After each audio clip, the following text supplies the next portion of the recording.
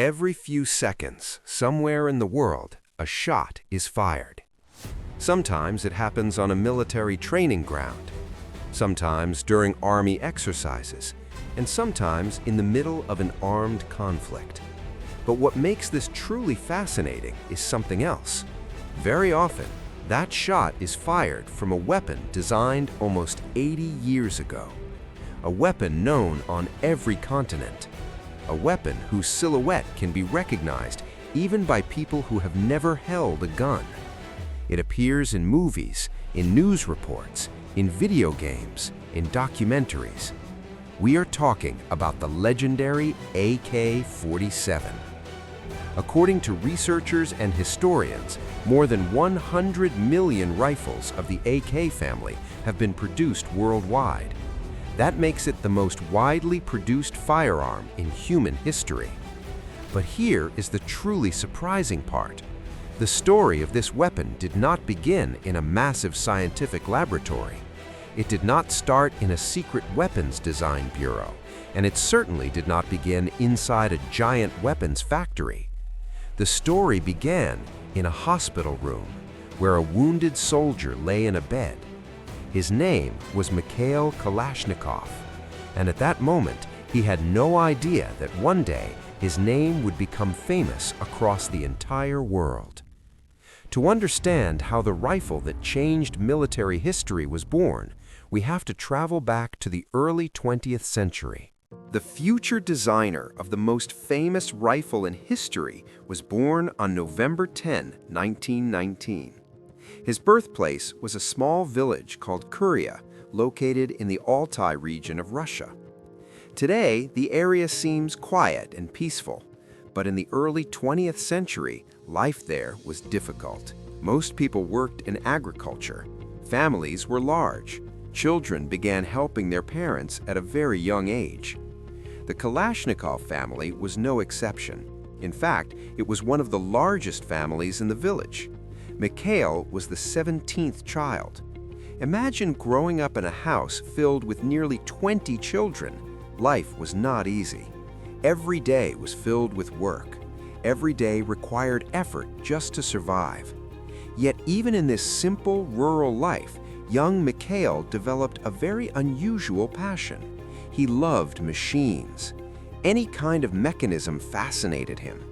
If a device appeared in the house, he immediately wanted to understand how it worked. He disassembled clocks. He took apart locks. He dismantled tools. Sometimes his parents became angry because taking something apart was easy. Putting it back together was much harder. But this is exactly how engineering curiosity begins. Through questions, through exploration, through the desire to understand how things work. As Mikhail grew older, his interest in mechanics became even stronger. He began drawing sketches of different mechanical devices. Some were simple machines. Others were complex inventions that existed only on paper. But even then, people around him noticed something special. He had talent. Later, he found work at a railway depot. This moment would become very important in his life because for the first time, he saw real industrial machines. Steam locomotives, massive engines, heavy metal mechanisms. For a young man fascinated by mechanics, this environment was incredible. It was like stepping into a living workshop of engineering. And it was there that he realized something important. He loved machines. He loved understanding them, and most importantly, he loved building them. But history had very different plans for him. In 1938, Mikhail was drafted into the Soviet Army. He was assigned to tank forces. At the time, tank units were considered elite. They operated some of the most advanced technology on the battlefield. Working with tanks required strong mechanical understanding, and once again, Kalashnikov's talents began to show.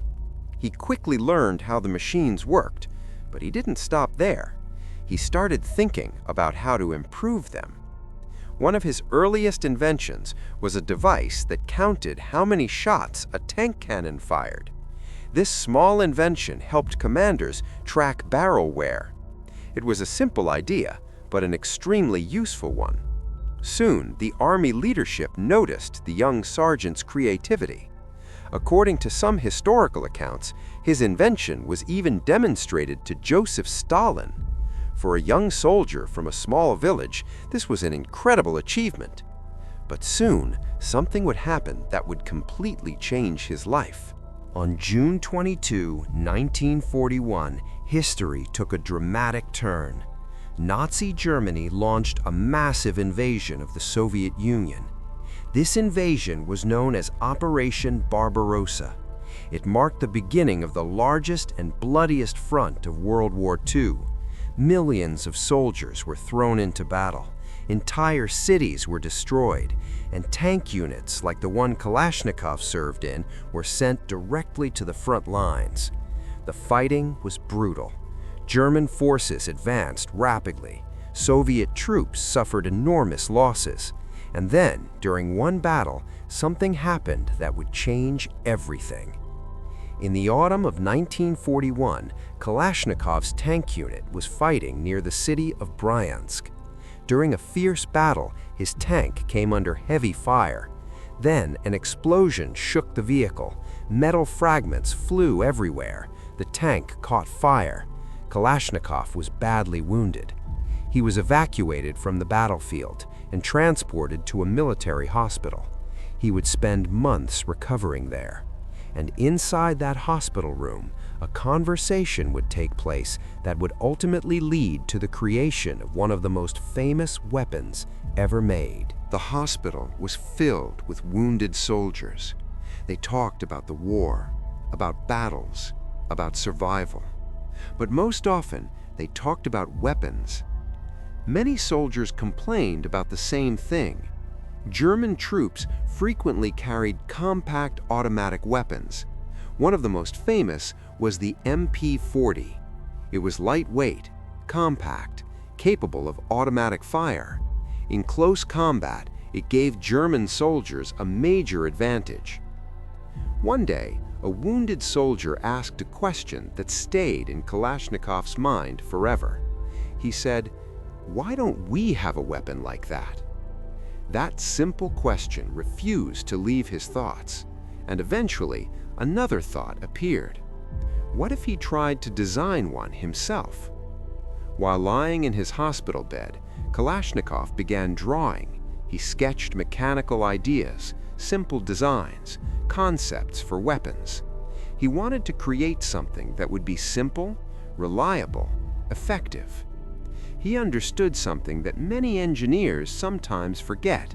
On the battlefield, weapons must work in terrible conditions, in mud, in dust, in snow, in rain. This idea would later become the foundation of the rifle that would change the world. Those early sketches were far from perfect, but they were the beginning of a journey that would eventually lead to the creation of the legendary AK-47. However, the road ahead would not be easy. Years of experimentation, competitions between engineers, dozens of prototypes, and fierce competition with some of the most talented weapons designers in the Soviet Union. And that struggle would determine whether the idea born in a hospital bed would become reality. When Mikhail Kalashnikov finally left the hospital, he was not the same person who had entered it months earlier. The war had changed him. The injury had changed him. But most importantly, something else had changed. He now had a goal. He wanted to design a weapon that soldiers could rely on, a weapon that would work when everything else failed. But there was a problem. Kalashnikov was not a professional weapons engineer. He had no formal university education in engineering. He was simply a tank sergeant with mechanical curiosity and determination. However, wartime sometimes creates unexpected opportunities. During World War II, the Soviet Union urgently needed innovation. Engineers were working day and night. New weapons were being developed constantly. and talented individuals could sometimes rise quickly if their ideas proved valuable. Kalashnikov decided to try. His first attempt was not the famous rifle we know today. Instead, he designed a submachine gun. At the time, submachine guns were becoming increasingly important in modern warfare. They allowed soldiers to fire rapidly in close combat. Kalashnikov carefully studied existing designs. He examined weapons used by Soviet troops. He also analyzed captured German weapons like the MP-40. The MP-40 impressed many soldiers because it was compact and effective in urban battles and close engagements. Kalashnikov believed he could design something better, something simpler, something stronger, something that soldiers could depend on under any circumstances. He worked tirelessly, drawing, experimenting, studying mechanical systems. Eventually, he produced his first prototype. The weapon was tested, and the results were disappointing. The design did not perform well enough. It failed to win military approval. For many inventors, this would have been the end. A rejection from military evaluators could easily destroy a young designer's confidence. But Kalashnikov refused to quit. Instead of giving up, he analyzed every mistake, every mechanical weakness, every failure during testing. He understood something important. Engineering success is rarely achieved on the first attempt. Real innovation requires persistence, so he started again. Around the same time, Soviet military engineers were working on something revolutionary. For decades, armies around the world relied on two main types of infantry weapons: bolt-action rifles and submachine guns. Bolt-action rifles were powerful and accurate at long range, but they fired slowly. Submachine guns fired rapidly, but they used pistol ammunition, which was much weaker. Military strategists began to realize that most combat did not happen at extremely long distances. Studies showed that the majority of infantry engagements occurred within 300 to 400 meters. At those distances, soldiers needed a weapon that balanced power, range, and rapid fire. This led to the development of a completely new type of ammunition. In 1943, Soviet engineers introduced a revolutionary round known as the 7.62 by 39 mm cartridge. This new cartridge was neither a pistol round nor a full-power rifle cartridge. It was something in between. That is why it became known as an intermediate cartridge. It had several advantages. It was powerful enough for effective combat at medium range, but it also allowed controllable automatic fire. This meant that soldiers could fire bursts without losing control of their weapon. The new cartridge opened the door for an entirely new category of firearm, what we now call the assault rifle. And the Soviet military quickly announced a competition. They needed a new weapon designed specifically for this cartridge. Many of the Soviet Union's most experienced weapons engineers entered the contest. These were professionals, highly trained specialists with years of experience designing firearms. Against them stood a young, self-taught designer with no formal training. But Kalashnikov had something very important. He understood the needs of soldiers because he had been one. He knew what it felt like to fight on the front line. He knew that weapons often failed under real battlefield conditions: mud, sand, cold, rain. These conditions destroyed delicate mechanisms. Kalashnikov's goal was clear: design a weapon that could survive them all. Kalashnikov began designing a completely new weapon. He studied the mechanics of existing firearms. He carefully analyzed how gas-operated systems worked. He examined bolt designs. He experimented with different mechanical solutions. His design gradually evolved into something new: a compact automatic rifle chambered for the new intermediate cartridge. But the path forward was not easy. Early prototypes still had problems. Some were too complex, others were unreliable. Testing often revealed flaws that forced him back to the drawing board. Yet each failure made the design stronger. Each improvement moved the weapon closer to its final form. Weapons designed for the military must pass brutal testing. These tests were designed to push every design to its limits. Rifles were buried in mud, then cleaned quickly and fired. They were covered with sand, then tested again. They were exposed to freezing temperatures and then fired in rapid bursts. These tests were not gentle. They were designed to simulate the worst possible battlefield conditions. Many weapons failed. Mechanical parts jammed. Gas systems stopped working. Magazines malfunctioned. But Kalashnikov's design began to show something remarkable. It continued to function even after severe abuse. The reason for this success was simple. Kalashnikov valued reliability above all else. Some competing weapons were more elegant, some were more precise, but they were also more sensitive. Kalashnikov chose a different approach. He designed a rifle with fewer delicate components. He created larger internal clearances. This meant dirt and debris were less likely to stop the mechanism. The weapon might sacrifice a small amount of precision, but it gained incredible durability. For soldiers in harsh combat environments, that trade-off was worth it. By 1946 and 1947, Kalashnikov's rifle design had evolved significantly. Engineers and technicians helped refine the system. Manufacturing processes were improved. The weapon became easier to produce.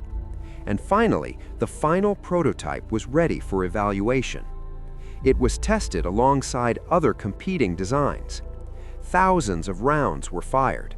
Weapons were dismantled and inspected. The reliability results were impressive. Kalashnikov's rifle performed extremely well. It was not perfect, but it proved to be one of the most dependable designs. In 1947, the Soviet military officially approved the new weapon. It was given a simple name, AK-47. The name meant Kalashnikov's automatic rifle, model of 1947. At the time, this was simply another military firearm, one more weapon in the arsenal of the Soviet Army. No one could yet imagine the scale of its future influence. No one knew that this rifle would eventually become the most recognizable firearm on Earth. But its story was only beginning. By the late 1940s, the new rifle designed by Mikhail Kalashnikov had successfully passed military trials. But passing tests and becoming legendary are two very different things. Many weapons pass testing. Only a few become icons, and even fewer become symbols recognized around the entire world. The question that historians and soldiers often ask is simple. Why did the AK-47 become so famous for its reliability? Why do soldiers in so many different countries trust this weapon?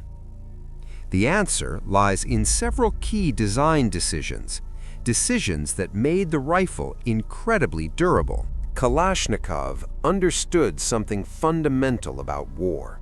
Battlefields are chaotic. Weapons are dropped in mud. They fall into sand. They're exposed to rain, snow, and freezing temperatures. A weapon that works perfectly in a clean laboratory may fail completely on the battlefield.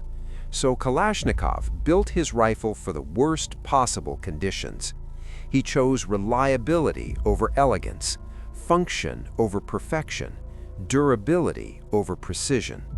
This philosophy shaped every part of the design. One of the most important components of the rifle is its gas-operated mechanism.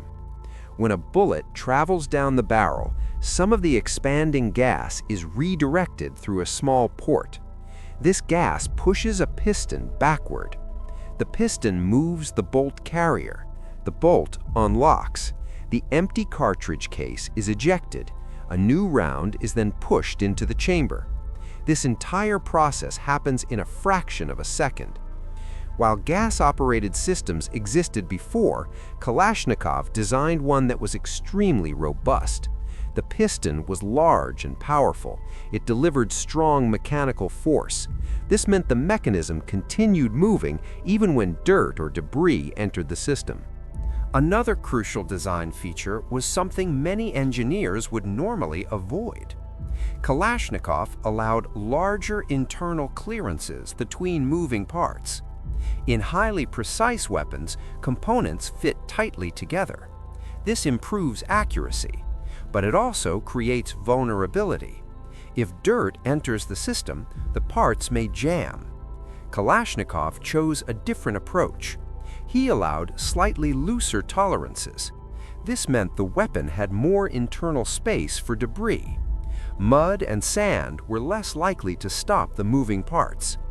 The rifle might lose a little accuracy compared to some competing designs, but it gained incredible reliability. And for soldiers in combat, reliability is far more important. Another key advantage of the AK-47 was its relatively simple internal structure. The rifle used fewer small, delicate components than many other firearms. Fewer parts meant fewer things could break. This simplicity also made the rifle easier to maintain. Soldiers could disassemble the weapon quickly, they could clean it easily, and they could reassemble it without special tools. This made the rifle perfect for large armies where soldiers needed equipment that was easy to learn and maintain. One of the most famous features of the AK-47 is how quickly it can be taken apart. A soldier can field strip the rifle in seconds. The process requires no tools. The dust cover comes off. The recoil spring assembly slides out. The bolt carrier and piston can be removed. In just a few moments, the core components are exposed for cleaning. This design made maintenance extremely simple. Even poorly trained soldiers could keep the rifle functioning. Before a weapon becomes standard military equipment, it must survive brutal testing. Rifles are pushed to their limits. Engineers try to break them. During testing, AK-type rifles were subjected to extreme conditions. They were dropped into mud, then picked up and fired. They were covered with sand, then tested again. They were frozen in icy temperatures and fired immediately afterward. These tests simulated the harsh environments soldiers might face in real combat. Many weapons failed under these conditions, but the AK continued functioning. Cold environments are extremely challenging for firearms. Metal contracts, lubricants thicken, mechanical parts may slow down or stop completely. For a country like the Soviet Union, this was a critical issue. Soldiers often operated in freezing climates. The AK-47 performed reliably even in harsh winter conditions. Its powerful gas system and simple mechanism ensured the rifle continued cycling properly. This reliability made it ideal for cold weather combat. Another remarkable feature of the AK design is its durability over time. Some rifles require constant, careful maintenance. The AK can continue functioning even with minimal care. Soldiers have reported firing thousands of rounds without major mechanical failure. The robust internal components handle heavy use. The rifle's construction allows it to withstand significant wear. This durability became one of the reasons the rifle gained such a strong reputation among soldiers. As the rifle began appearing in military units, soldiers quickly noticed something important. The rifle simply worked, even under difficult circumstances. Stories began spreading. Stories of rifles falling into rivers and still firing afterward. Stories of rifles covered in mud that continued operating. Some of these stories were exaggerated, but they reflected a real truth. The AK-47 had earned the trust of the soldiers who carried it. The AK-47 was also designed with mass production in mind. The Soviet military needed large numbers of rifles. The design allowed factories to produce the weapon efficiently. Stamped metal components reduced manufacturing complexity. This meant millions of rifles could be produced at relatively low cost. And this production capability would soon change global military history. By the early 1950s, the AK-47 had become a standard rifle within Soviet forces, but its influence would not remain limited to one country. During the Cold War, the Soviet Union began supplying weapons to Allied nations. Many of these countries adopted the AK-47. Some even began manufacturing their own versions. Over time, the rifle spread across continents, and its reputation for reliability continued to grow. By the early 1950s, the rifle designed by Mikhail Kalashnikov had officially entered service with the Army of the Soviet Union. At first, it was simply another military firearm. Armies introduce new weapons all the time. Many disappear into history. But the AK-47 was about to follow a very different path, because the world itself was changing. After the end of World War II, the global balance of power shifted dramatically. Two superpowers emerged. On one side stood the United States and its allies. On the other side stood the Soviet Union. This period became known as the Cold War. It was a time of political tension, ideological competition, and military preparation. Although the two superpowers never fought directly in a full-scale war, conflicts erupted all over the world. Weapons became one of the main tools of influence, and the AK-47 quickly became one of the most important military exports of the Soviet Union. Factories across the Soviet Union began producing the rifle in enormous quantities. The design allowed efficient manufacturing. Many components could be produced quickly, and the simple construction made assembly straightforward. As production increased, the rifle began appearing in more and more military units. Soon it became the standard rifle for Soviet soldiers. But the spread of the rifle did not stop there. During the Cold War, the Soviet Union supported many Allied governments and movements. Military aid often included weapons, and one of the most common weapons provided was the AK-47. Soon, the rifle appeared in Eastern Europe. Countries like Poland, Bulgaria, and Hungary began producing their own licensed versions. Other nations followed. China developed its own version, known as the Type 56 rifle. Factories in several countries began producing variations of the design.